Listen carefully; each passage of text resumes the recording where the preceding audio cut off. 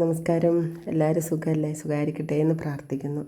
അപ്പോൾ ഇന്നത്തെ നമ്മുടെ താരം നമ്മുടെ ചോളമാണ് കേട്ടോ. നമ്മുടെ മുറ്റത്ത് നമ്മൾ ചെടികൾ നടുമ്പോലെ തന്നെ നമുക്ക് ഈ ചോളവും കൃഷി ചെയ്യാൻ സാധിക്കും.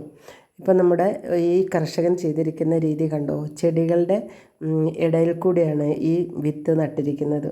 നമ്മുടെ പച്ചക്കറി വിത്തൊക്കെ വാങ്ങിക്കാൻ കിട്ടുന്ന കടയിൽ നിന്ന് വാങ്ങിയ വിത്തുകളാണത്. നല്ല ഇനം ചോളത്തിൻ്റെ വിത്താണ്. അപ്പോൾ അത് ഒരു 10-25 കടയേ ഉള്ളൂ കേട്ടോ. നല്ല മനോഹരമായിട്ട് മുറ്റത്ത് നട്ട് വളർത്തിയിരിക്കുന്നതാണ്.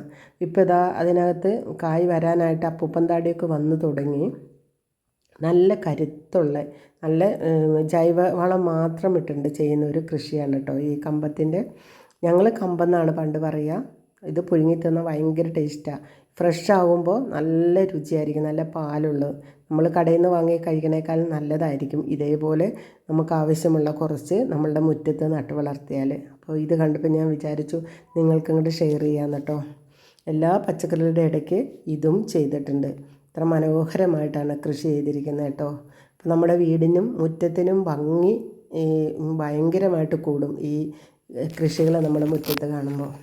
അപ്പോൾ ഇത്ര ഉള്ളൊരു കുഞ്ഞു വീഡിയോ ആണ്. നിങ്ങൾ എൻ്റെ വീഡിയോ ഇഷ്ടമായിട്ടുണ്ടെങ്കിൽ എന്നെ ഒന്ന് സപ്പോർട്ട് ചെയ്യണം, ലൈക്കും ഷെയറൊക്കെ ചെയ്യണം. അടുത്തൊരു വീഡിയോ ആയിട്ട് ഞാൻ വീണ്ടും വരും. അപ്പോൾ എല്ലാവരും സുഖമായിരിക്കട്ടെ എന്ന് പ്രാർത്ഥിച്ചുകൊണ്ട് ബായ്.